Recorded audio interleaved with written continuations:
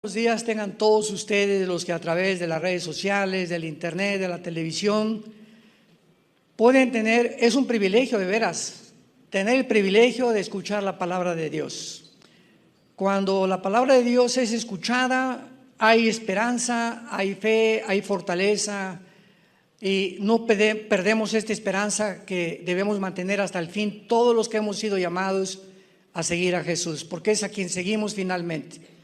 Y nos da mucho gusto continuar con esta serie que iniciamos hace una semana, el falso profeta y la imagen de la bestia. Si quieres tomar nota, esta es la tercera conferencia, se las recomiendo con todo mi corazón, el falso profeta y la imagen de la bestia, porque es un estudio, tal vez hoy lo termine, no sé, hoy y en la otra conferencia, pero es un estudio bastante profundo de la vida del falso profeta, que es un personaje misterioso.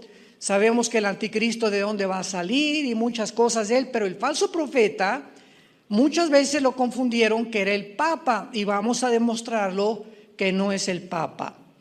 Y vamos a descubrir que este falso profeta que nos revela Apocalipsis capítulo 13, versículo 11 en adelante, va a ser este personaje que va a ser el ministro de propaganda, de economía y de religión del anticristo. Y así, como hay una Trinidad del Padre, el Hijo y el Espíritu Santo, todos ustedes saben que también hay una falsificación de los dones espirituales, de los milagros y de todo lo que Dios haga. Hay una falsificación, porque Satanás es experto en falsificar. Entonces también hay una trinidad diabólica, que es Satanás, el falso profeta el Satanás, el anticristo y el falso profeta. Satanás quiere imitar al Padre, el anticristo al Hijo y el falso profeta al Espíritu Santo.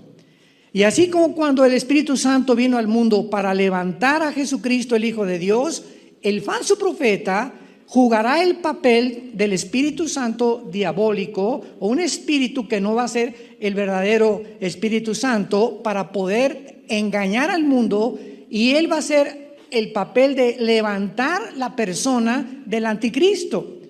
Y vamos a darnos cuenta también en este estudio, ¿cuántos creen ustedes que el anticristo va a marcar a la gente con el 666? ¿Cuántos de ustedes lo creen? ¿Nadie levanta la mano? Ya oyeron los otros estudios, ¿verdad? Los que levantaron la mano están reprobados en teología. Porque siempre hemos oído, el anticristo va a mandar a la gente a marcar con el 666, y el que va a mandar a marcar a la gente es el falso profeta. No va a ser el anticristo. Vean cuántos detalles tenemos nosotros que escudriñar las escrituras para poder entenderlo. Esta conferencia se llama El falso profeta y el Papa. El falso profeta y el Papa. Muy bien, una enseñanza popular también que ha cobrado bastante, que se ha propagado y ha cobrado mucha popularidad, es que tal vez el Papa es el falso profeta del cual menciona Apocalipsis capítulo 13 del 11 en adelante. Y esta enseñanza popular de algunos maestros, ¿verdad?, es que el falso profeta será el Papa Francisco, Jorge Mario Bergoglio, que es el actual que está funcionando y ejerciendo el papel del Papa o el jefe de la Iglesia Católica. El Papa Francisco, vamos a aclarar todo esto con muchos detalles. El Papa Francisco actual escogió su nombre del famoso San Francisco de Asís. Sin embargo, Francisco de Asís vivió en el año 1181 a 1226, casi en el siglo X, siglo XI más o menos de la era antes de Cristo. Sin embargo, actualmente el Papa Francisco tiene 85 años de edad, va a cumplir ya 86 años, por lo que no sabemos cuántos años tiene por delante, porque además de esto, él mismo lo ha dicho, que su vida va a ser muy corta y tiene un problema que no tiene un pulmón. Así que es una persona sumamente hipersensible, ¿verdad?, a las enfermedades. Aun cuando ahorita anda por Irak, tratando, ¿verdad?, de traer la unificación de las religiones con todas las religiones que hay por allá.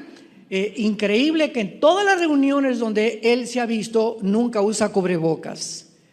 Veo ahorita todas las fotos de él, ¿verdad?, y toda la gente a su alrededor, y él nunca usa cubrebocas. Bueno, no sabemos por qué, pero por causa de la edad que tiene de 85 años, es poco probable que ni siquiera viva cuando suba al escenario el falso profeta de Apocalipsis capítulo 13. Es muy poco probable. ¿Por qué?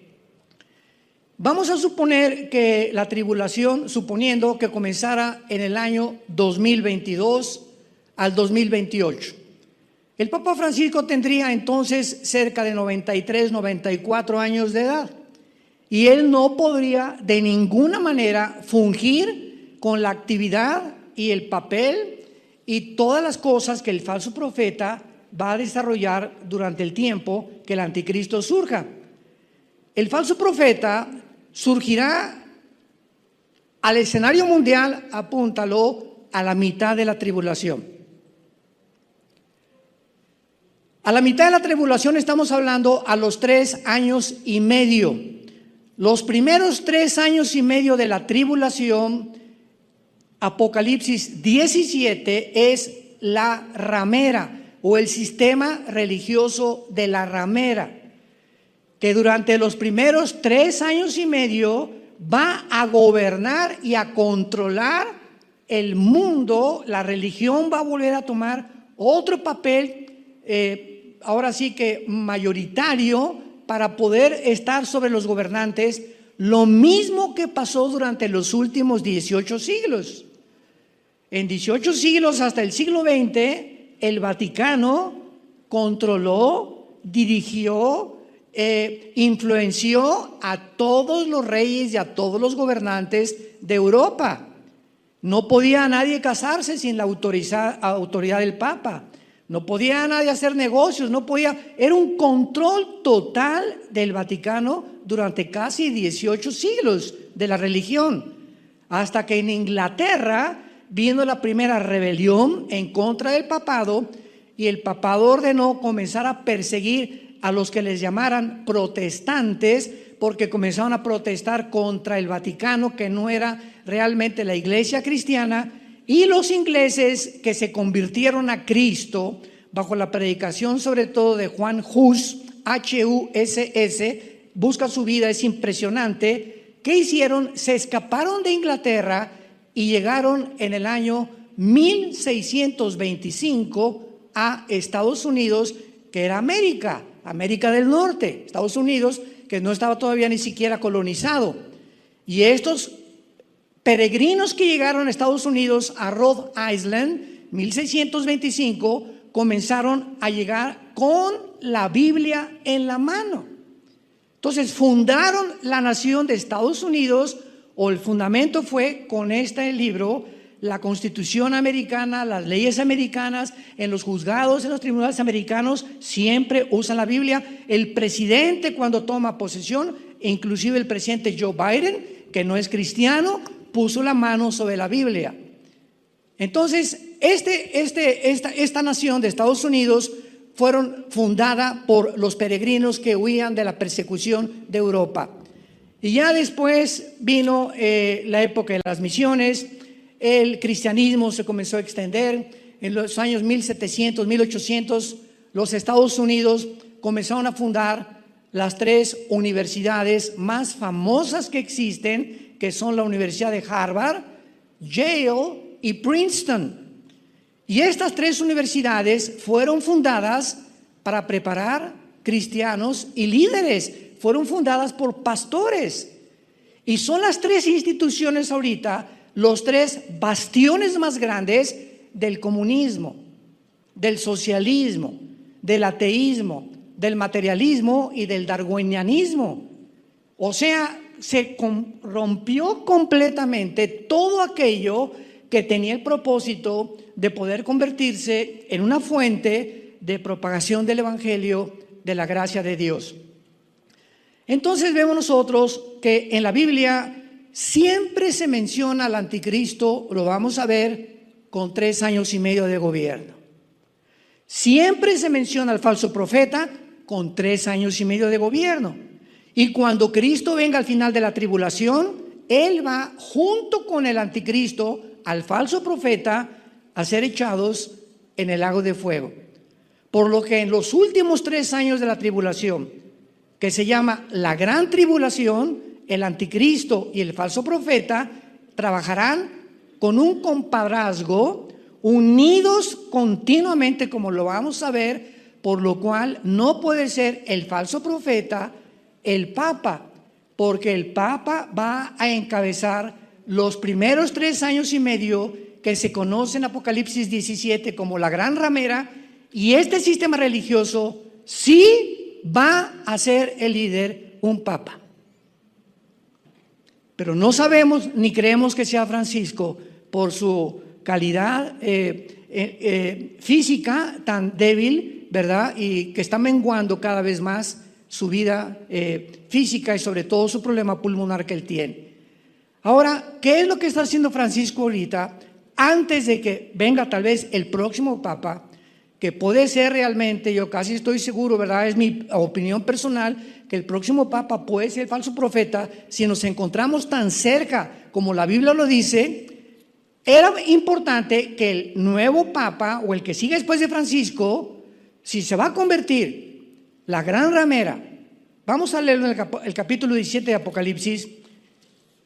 Vi entonces uno de los 7 ángeles que tenían las 7 copas, Apocalipsis 17, y habló conmigo diciéndome: ven acá y te mostraré la sentencia, o sea, el juicio contra la gran ramera, la que está sentada sobre muchas aguas.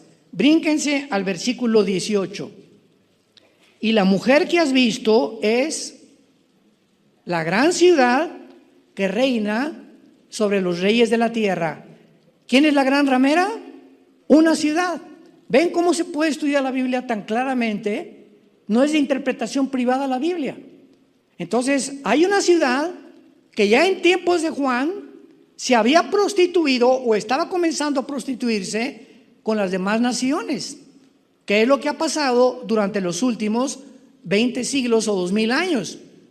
Y dice el versículo 2, con la cual han fornicado los reyes de la tierra, y los moradores de la tierra se han embriagado con el vino de su fornicación. Vean ustedes la palabra ramera y fornicar. Son 2 términos que se usan dentro de todo lo que sea el área sexual, ¿verdad? Una ramera es una mujer que vende su cuerpo por dinero o por interés.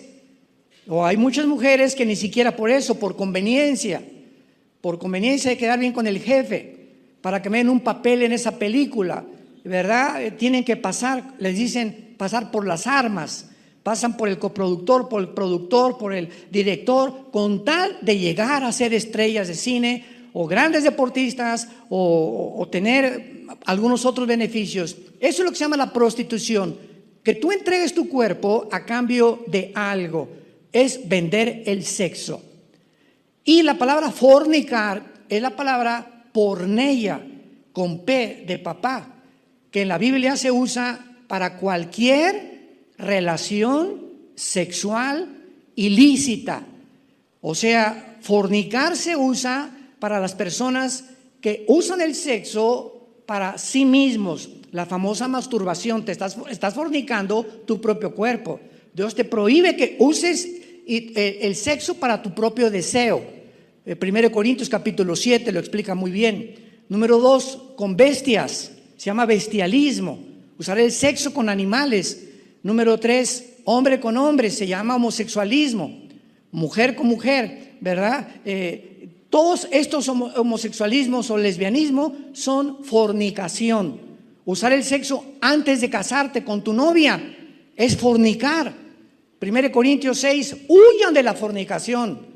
Cualquier otro pecado que el hombre cometa está fuera del cuerpo, pero el que fornica está destruyendo, corrompiendo su propio cuerpo, su mente. Todo afecta el pecado sexual. Entonces, cuando la Biblia usa los términos ramera, fornicar, políticamente ya sabemos cómo aplicarlo. ¿Por qué se le llama a esta gran ciudad ramera? Porque por interés comercial y monetario se vendió durante 18 siglos a los reyes de la tierra.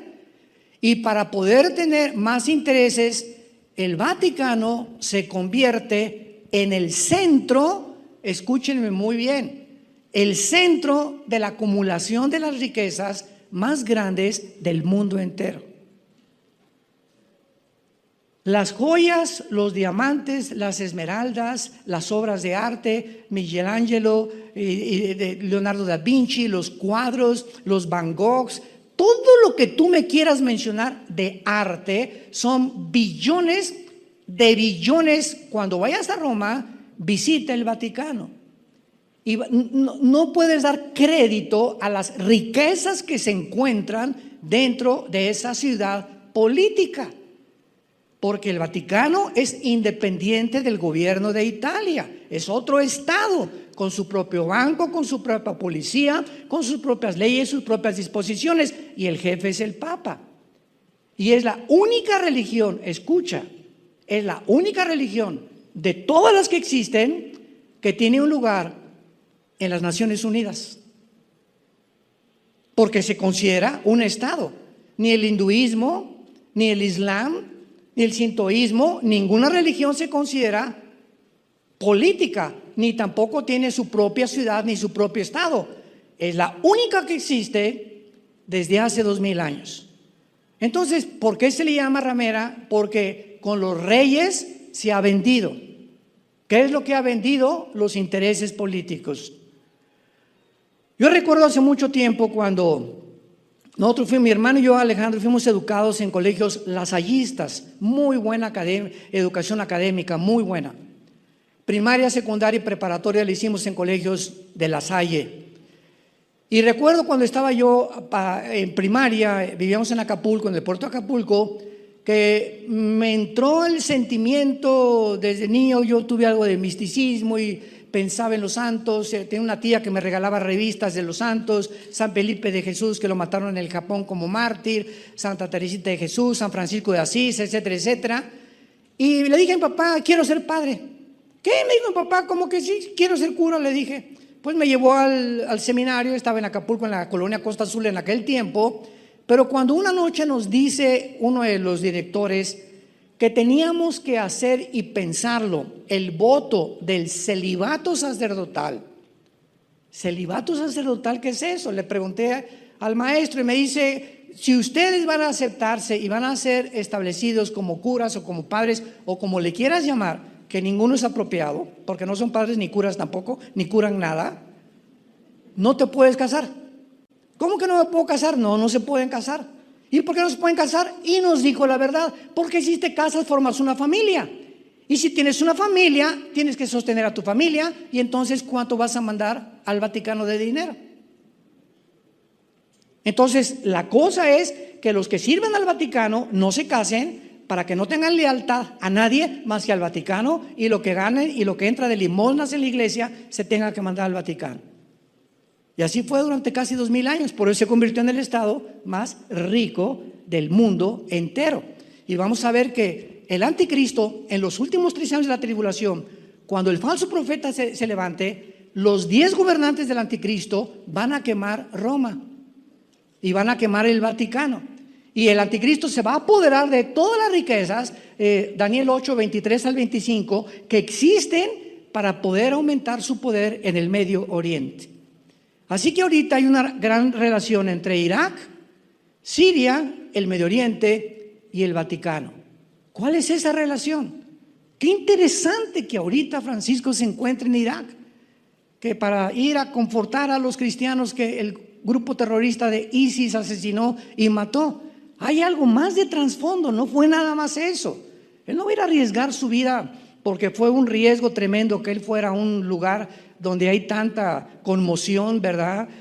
Política y económica y religiosa sobre todo, porque el Medio Oriente es un polvorín religioso, es una olla express. Entonces nos damos cuenta que si realmente la Biblia tiene razón, estamos verdaderamente en el umbral de la venida de Jesucristo. Muy bien.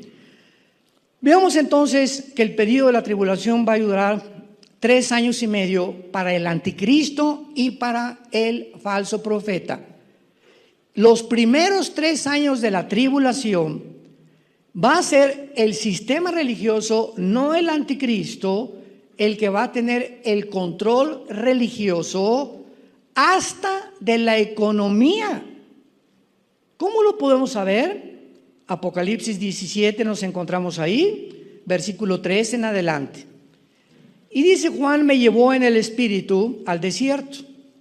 Vi a una mujer sentada sobre una bestia escarlata, llena de nombres de blasfemias, que tenía 7 cabezas y 10 cuernos.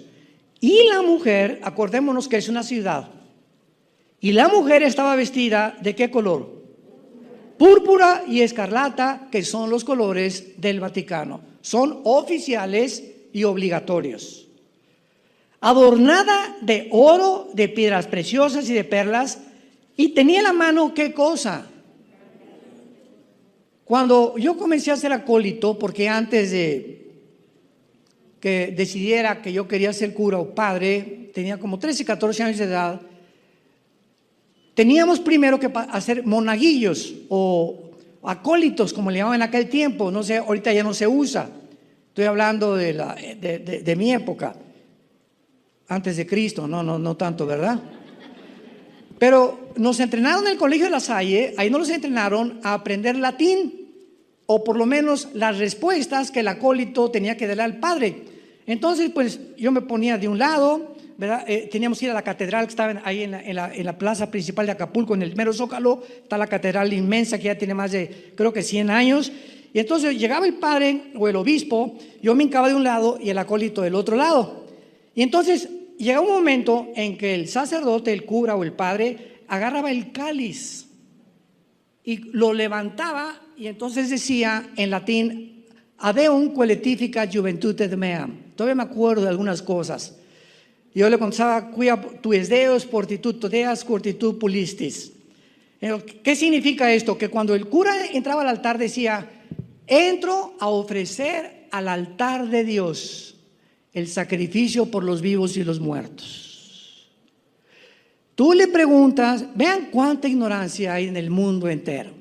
Pregúntale a cualquier amigo, ¿verdad? Pero con todo el amor y con toda la misericordia que podamos tener, porque es pura ignorancia nada más. Y toda la mayor parte de nosotros pertenecíamos a ese mundo de tinieblas, donde no sabíamos ni siquiera en qué creíamos.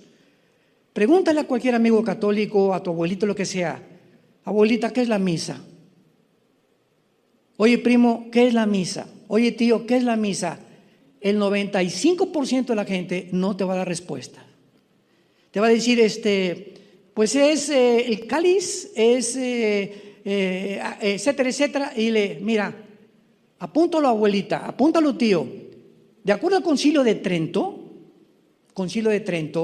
se dictaminó y se institucionalizó que la misa es un sacrificio por los vivos y por los muertos. En otras palabras, si algún personaje de tu familia se muere y tienes algún difunto, una misa gregoriana lo saca del purgatorio. 1000 años, 1500 años, porque Roma estableció que cuando se morían nadie se iba directo al cielo. Pasabas por un lugar que se llama el purgatorio, que no está en la Biblia. Y ahí en el purgatorio tenías que pagar o penar, y las misas gregorianas, apúntalo, gregorianas, después de que se muere tu abuelita, tu tío: oiga, padrecito, ¿verdad? Pues quiero ¿cómo le hacemos para que ya no sufra tanto mi abuelito en el purgatorio? Una mesa gregoriana, de a cómo no. Y entonces ya se ofrece la misa, porque es por los muertos también, y le ayuda a la persona que está en el purgatorio a tener menos tiempo y salir rápido para el cielo. Y los niños que se mueren sin bautizarse se iban al limbo. ¿De dónde sacaron eso? No sé, ni en la Biblia del Mormón se encuentra esto. Entonces, todas estas cosas que practicábamos muchos de nosotros, ¿por qué lo hacíamos? Porque no conocíamos la verdad de la palabra de Dios. El día que tú conozcas la verdad, Jesús dijo, la verdad te hará libre. ¿Libre de qué? De tradiciones, de religiones, de tantas mentiras, de ateísmo, materialismo, sistemas políticos, ideologías, cualquier cosa y cualquier persona que no se conforme con las sanas palabras de Jesucristo está completamente del otro lado, pertenece al mundo de las tinieblas. Tiene insanidad mental, las tinieblas han cegado su corazón y como guías de ciegos nos dejamos guiar por esos guías que no tenían la Biblia como la guía más segura y protectora de nuestra alma. Entonces, si los primeros 3 años y medio, para que lo vayas ya entendiendo esa cronología, le pertenecen al tema religioso, ¿dónde están? Seguimos leyendo versículo 4, la mujer, 17:4, Apocalipsis, estaba vestida de púrpura, escarlata, adornada de oro, piedras, en la mano un cáliz de oro lleno de abominaciones. Cuando el cura levanta el cáliz y dice que ese sacrificio es por los vivos y por los muertos, vean lo que está diciendo. Aquí está la cruz. En el Antiguo Testamento se ofrecían sacrificios de animales como un símbolo o una sombra de la sangre que Cristo en la cruz iba a derramar por nosotros. En el momento que Cristo está en la cruz del Calvario, sus últimas palabras fueron las siguientes: tetelestai, en arameo, que significa consumado es. Desde ese momento en adelante que Jesús dice consumado es, o sea, ya no hay nada que se pueda ofrecer para que una persona entre al cielo. Yo he venido a ofrecerme a todo el mundo porque mi Padre los amó de tal manera que lo que yo he hecho en esta cruz y lo que hice durante mis 3 años y medio de vida es suficiente. No se le puede agregar nada ni se le puede quitar nada. Consumado es. Y de ahí en adelante el sacerdocio levítico, que de la familia de Aarón que Dios estableció, quedó completamente obsoleto y desechado.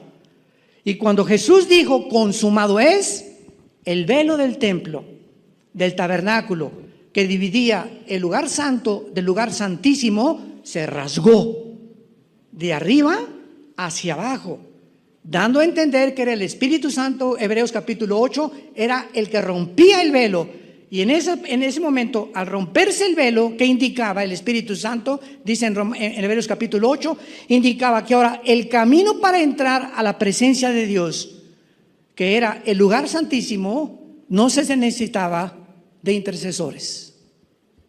Ya no necesitábamos a ningún santo, ni a San Martín de Porres, ni a San Tadeo, ni a San Francisco de Asís, ni a ninguna virgen, a nadie más que, porque no hay otro nombre dado bajo el cielo a los hombres en que podamos ser salvos que en Jesucristo hombre. Hechos 4:12. 1 Timoteo capítulo 1, porque hay un solo mediador entre Dios y los hombres, uno solo, Jesucristo hombre. Lo más irónico es que estos versículos se encuentran en la Biblia católica, aún en la Torre Samá de la Nácar con Lunga y a la Universal, que son las 3 versiones que produjo las sociedades bíblicas en Inglaterra. Se encuentran estos versículos ahí, pero no los ven o no los entienden y ven lo que les conviene, ¿verdad? Es que Jesucristo le dijo a Pedro, sobre esta roca edificaré mi iglesia. Espérame tantito, si tú ves en el original, le está diciendo sobre esta roca, y esta roca, dice 1 Pedro capítulo 2, el mismo Pedro que es Jesús.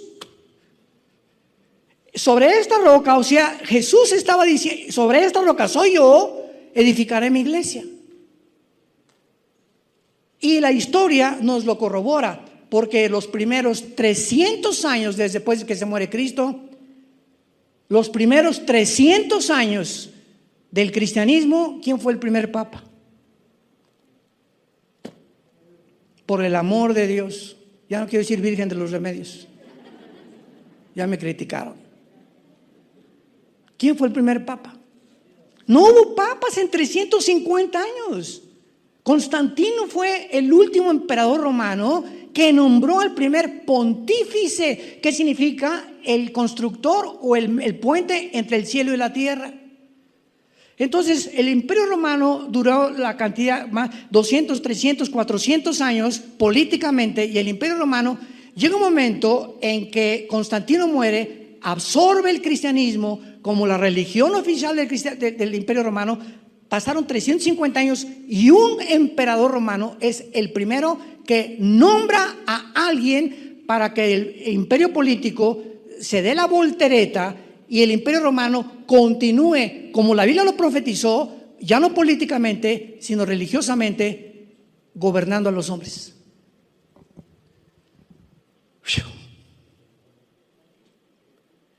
Si realmente Pedro fue el primer papa, ¿quién fue el segundo? Por el amor de Dios, en 350 años no hubo papado. Y esto te lo dice la historia, ni siquiera tienes que venir a la Biblia. Entonces, dice la Biblia, y en su frente, versículo 5, un nombre escrito. Un misterio, Babilonia la grande, la madre de las rameras y de las abominaciones de la tierra. Y di a la mujer, o sea, a esta ciudad, ebria de sangre de los santos. ¿Quién es la única ciudad religiosa y política que ha matado a más cristianos y a más judíos en la historia de hace 2000 años? Roma. Nada más en la Inquisición murieron más de 200 millones de judíos y cristianos porque no aceptaron el decreto Roma es la única que salva. Cuando un papa manda a los famosos cruzados en contra de Jerusalén para sacar a todos los musulmanes, el genocidio que se hizo en el nombre de Dios, esto es lo más terrible. Cuando alguien dice que es en el nombre de Dios puedes matar y etcétera, etcétera, mataron a millones de judíos y de musulmanes. Y por eso, cuando tú le hablas a un judío ahorita, todo tiene una razón. Nos ven a nosotros y dicen es cristiano. Un judío no sabe que es un católico y un cristiano, creen que somos iguales, y entonces sospechan y no quieren saber nada de nosotros porque creen que nosotros somos católicos y no entienden que el catolicismo es la corrupción del cristianismo y que el cristianismo no es una religión, el cristianismo es una relación personal, viva, dinámica, orgánica con un hombre que se llama Jesús. Tú puedes tener una religión y te puedes ir al infierno. Te puedes haber tomado miércoles de ceniza, puedes ayunar, puedes no comer carne en la cuaresma, te pueden haber bautizado y tú perteneces a una religión, pero Jesús no está dentro de ti. El que tiene al Hijo, 1 Juan 5 al 10, tiene la vida. El que no tiene al Hijo, aunque tengas una religión, no eres cristiano, eres religioso. Que fue lo que pasó a Cristo con los fariseos. Los fariseos en el tiempo de Cristo eran los representantes de la religión y los que eran intocables, etcétera, etcétera. Esta mujer fue cautiva en adulterio. ¿Qué dice la ley, Jesús? A ver, contesta Jesús. La ley dice que la mates a pedradas. Esos eran los fariseos. Eran hombres que muy religiosos, pero por dentro Jesús les llamó sepulcros blanqueados. Con la apariencia de piedad encontramos a millones de personas, pero el corazón de esas personas está podrido. No aman ni a su esposa, ni a sus hijos, no tienen compasión por la gente, no dan a la obra de Dios, no tienen una comunicación con Dios, son religiosos. Y Cristo le dijo: el que esté libre de pecado, arroje la primera piedra. Y de ahí en adelante la enseñanza es la siguiente: nunca le pongas el dedo a nadie. Nunca le pongas el dedo a nadie, porque acuérdate que Tú apuntas con un dedo y 3 te apuntan a ti. Al decir esto, tú eres un borracho, o tú eres esto, 3 te apuntan a ti. Una cosa es exhortar y otra cosa es condenar. Entonces tú conoces una prostituta, conoces un drogadicto, conoces un borracho, un homosexual. Nosotros no podemos, el único que condena es Dios. Es la palabra crisis con K en el griego, que se usa para condenación. Pero dice 1 Corintios 2, el espiritual juzga, o sea, discierne todas las cosas. Y venimos a ayudar que esa gente que está lastimada y que está herida salga de las tinieblas para que pueda ser sanada. Y ahorita en Estados Unidos prohíben que se les pueda ayudar. La ley de igualdad. Y si un niño a los 6 años la maestra le dice, ¿verdad que tú no eres niña? No, soy niño. Muy bien, por favor, desde mañana usas el baño de las niñas. ¿Cómo puede un niño menor de 7, 8 años de edad tener conciencia de su genética y de su biología? Por el amor de Dios, ¿a dónde va a llegar el mundo? No, pues ahora el que hable contra, no es en contra, estamos tratando de rescatarlos y traerlos y mostrarles que están enfermos en sus mentes y que Dios los quiere sanar, y que mientras tú no aceptes tu genética, que eres macho porque tienes el cromosoma Y y tú te sientes otra cosa, tu problema no es físico, es mental. Necesitas ayuda. Y Jesús vino por ustedes a morir, por los pecadores, por los homosexuales, por los transgéneros, por las lesbianas. Dios te ama como estás. Y ahora el gobierno quiere protegerte, que no te curen, que no te sanen, que sigas igual, porque ya no les conviene que las familias crezcan, porque quieren reducir la población. Les estoy hablando así. No se imaginan cuántos de las conferencias me han ya censurado. No sé ni por qué sigo ahí. Pero hasta que nos muramos tenemos que levantar la luz y la verdad. Hasta que el Señor venga por nosotros, no podemos callar.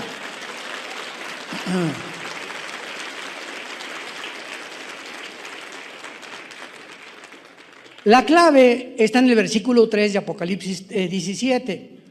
Me llevó en el espíritu al desierto y vi a una mujer sentada, o sea, la ciudad religiosa, sentada sobre una bestia escarlata. ¿Quién es la mujer? La ramera, el sistema religioso. ¿Y quién es la bestia escarlata? El anticristo.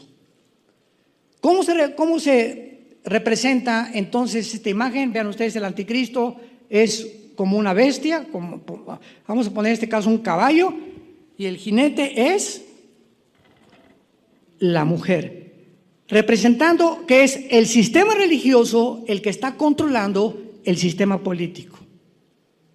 Lo que pasó por 18, o sea, la historia nos enseña que el hombre no aprende de la historia. Esto ya lo vimos por 18 siglos, se va a volver a repetir, pero ahora con un dictador mundial. Entonces, si es el sistema religioso el que se describe en el capítulo 17, montado sobre el anticristo, que representa el poder político, el poder religioso va en los próximos meses o años a ejercer la más grande influencia sobre la misma política. Y cuando después de los 3 años y medio se le haya dado oportunidad al sistema religioso con el papado de influenciar la humanidad, entonces a los 3 años y medio los 10 gobernantes, que es la confederación política que el anticristo va a formar, van a ir a quemar la ciudad, porque cuando el anticristo entre a gobernar, él no va a permitir ningún sistema religioso más que el suyo. Entonces nos damos cuenta de lo siguiente, que esto es muy importante, si lo quieren apuntar. En la Biblia, en el Apocalipsis, los versículos no están, o los capítulos, en orden cronológico. Por favor, esto es bien importante, apúntalo. En primer lugar está el capítulo 17, que es la Babilonia eclesiástica. El capítulo 17 Apocalipsis nos narra el surgimiento y la caída del sistema religioso más terrible que ha sucedido en los últimos 2000 años. Después del capítulo 17 viene el capítulo 11, porque en el capítulo 17 es destruido el sistema religioso. En el capítulo 11 se nos muestra el surgimiento o la posesión demoníaca del anticristo. Y el anticristo entra a establecer su gobierno a los 3 años y medio. Y dice Apocalipsis 11, y vi surgir del abismo a la bestia que mató a los 2 profetas. O sea, el anticristo es una persona, escuchen con cuidado, la bestia es otra persona. El anticristo es un ser humano, la bestia es el espíritu demoníaco o el principado demoníaco que va a entrar a poseer al anticristo.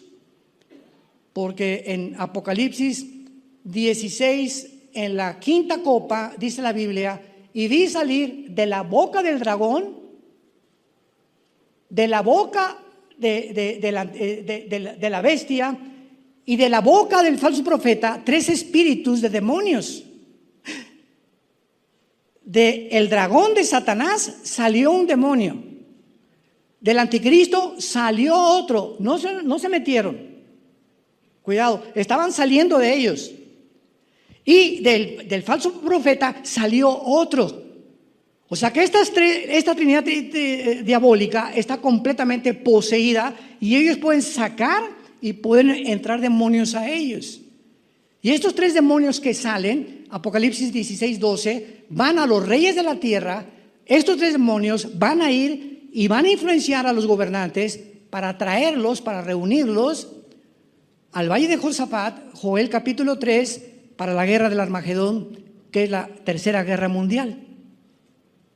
Esto es impresionante. Cuando yo estuve leyendo esto hace como 1, 2, 3 semanas, me cautivó eso. Y de la boca habla el corazón. De la abundancia del corazón habla la boca. De tu boca puede salir maldición y de tu boca puede salir bendición. Ten cuidado cuando maldigas a tus hijos. Eres un bueno para nada, no sirves para nada, Pepito. Tienes patas de rana. O que tú insultes a tu esposo, o que tú insultes a tu esposo. Eso que sale de nuestra boca lleva poder, lleva poder. La palabra de Dios. Cuando hablamos la palabra de Dios, mis palabras, Jesús dijo, Juan 6, son espíritu. Sale algo que va más allá de la capacidad de poder comprender lo que es espíritu. Son espíritu y son vida. Cuando hablamos vida, bendición a nuestros hijos, los estamos edificando, construyendo. Cuando tú bendices a tus enemigos, a tu ex esposo, al que te violó, al que te robó, Padre, yo lo bendigo, ese ladrón que se acaba de ver mi televisión, lo bendigo, Padre, aunque no quiero. Señor, yo lo bendigo, ¿verdad? Y te pido por él. En ese momento, dice Romanos 12, estás acelerando que Dios lo juzgue. Fíjate nada más cómo opera el mundo de espiritual, ¿no? En lugar de digas, eres tal por cual, hijo de tal por cual, ¿cómo es posible que me haga esta cosa? Te maldigo, se te regresa. Se te regresa lo que tú hables en contra de alguien.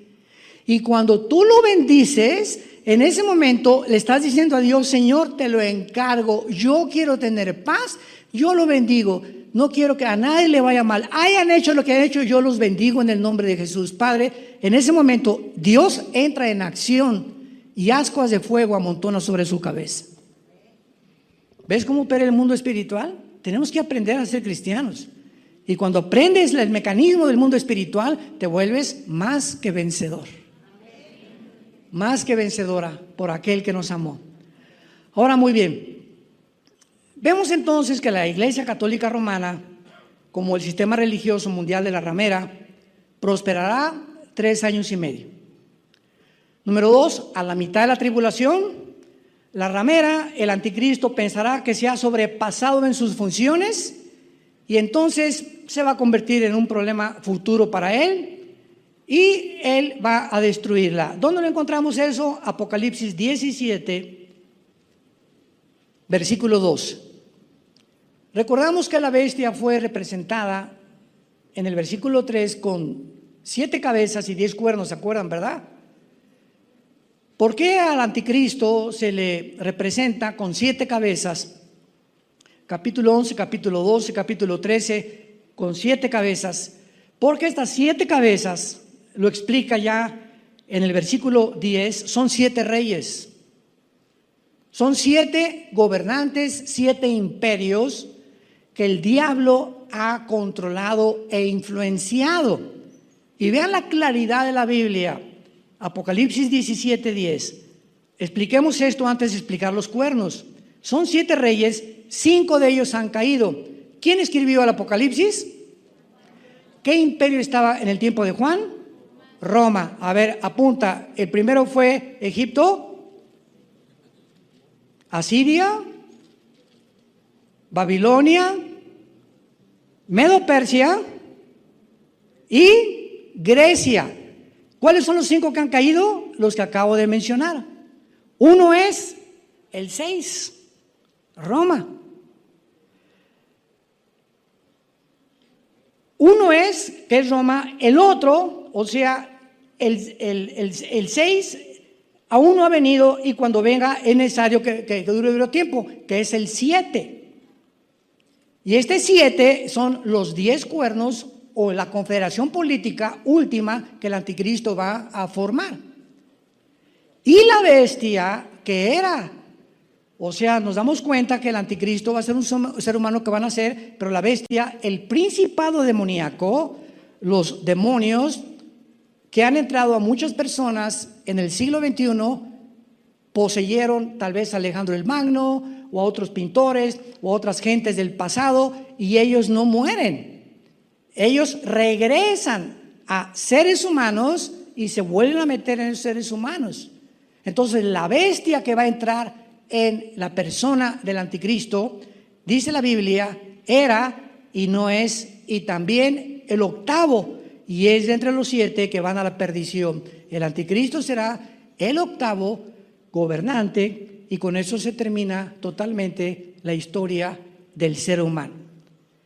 Pero dice el versículo 12, y los 10 cuernos, el Espíritu Santo nos está explicando todo. ¿Quiénes son los 10 cuernos? Son 10 reyes, son 10 gobernantes que aún no han recibido el reino. En el tiempo de Juan, este gobierno no existía de los 10 cuernos, pero por una hora recibirán autoridad como reyes juntamente como la bestia o con la bestia. O sea que este grupo de 10 naciones o 10 gobernantes aún no están en el mundo ahorita, en el año 2021, el siglo XXI, en el año 2021 en que nos encontramos. Cuando oigamos, pongan atención, en la televisión, en las noticias, se acaba de formar una confederación política, un G10, entre 5 naciones de Europa y 5 del Medio Oriente. Cuando oigamos esto de entre ellos, Daniel capítulo 7, de entre ellos sale el cuerno pequeño o la bestia. No es hasta que se forme esta confederación política que no podemos especular.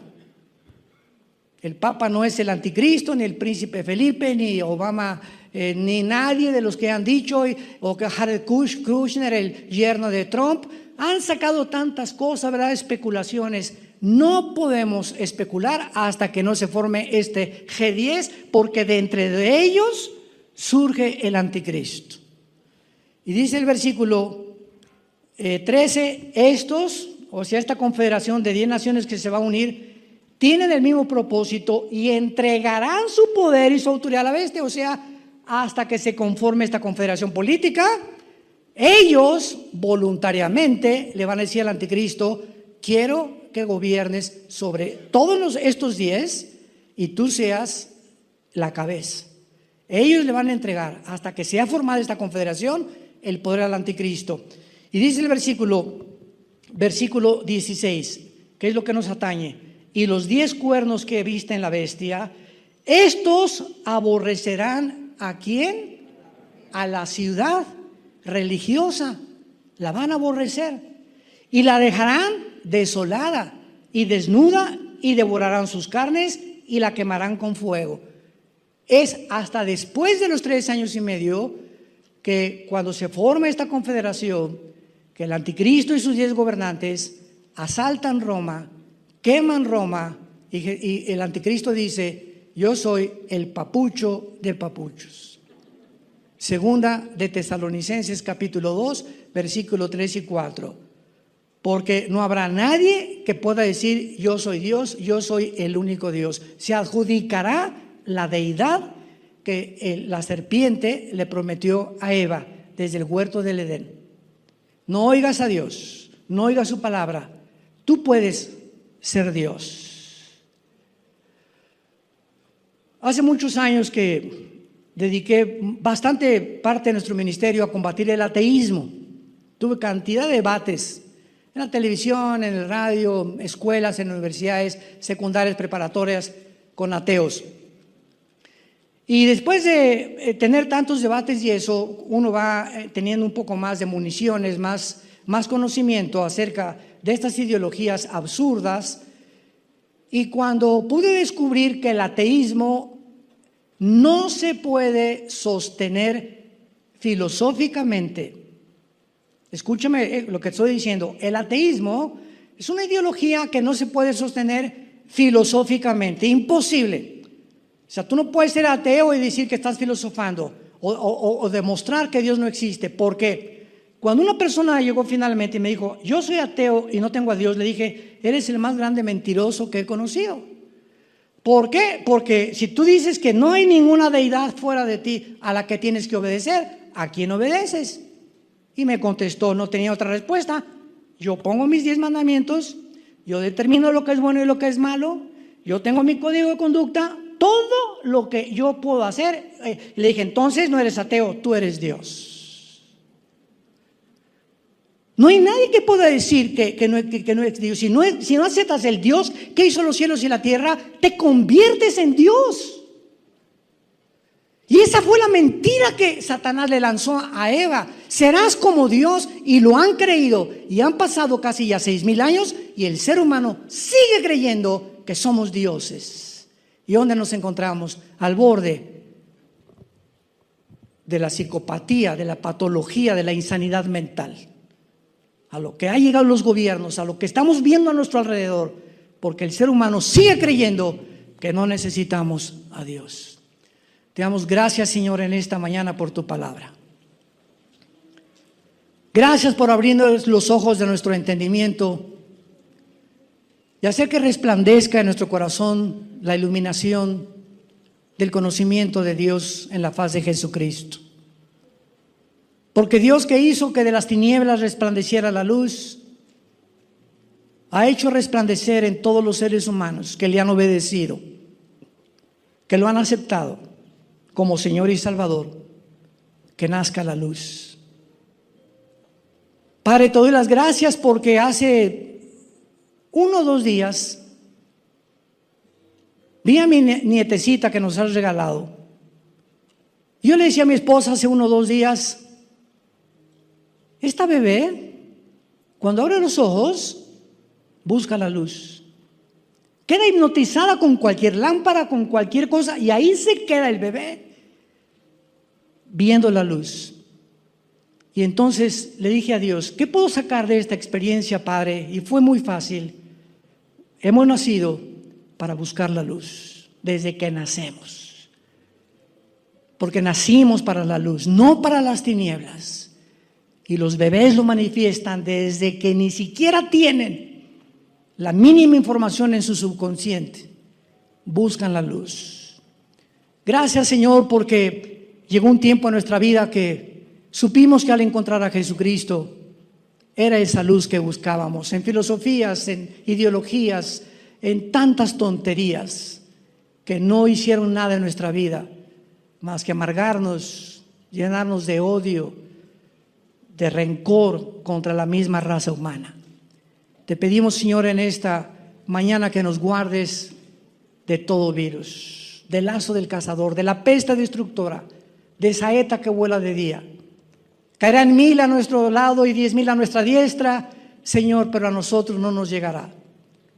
Tu pueblo en Egipto tuvieron luz, tuvieron comida, tuvieron sanidad.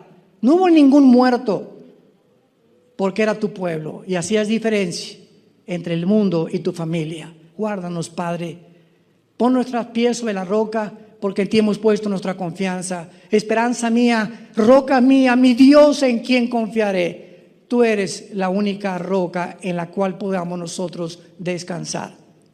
Y si hay alguna persona de ustedes que nos ven por la televisión o presencialmente que no tienes a Cristo en tu vida, entrégale en este momento tu corazón.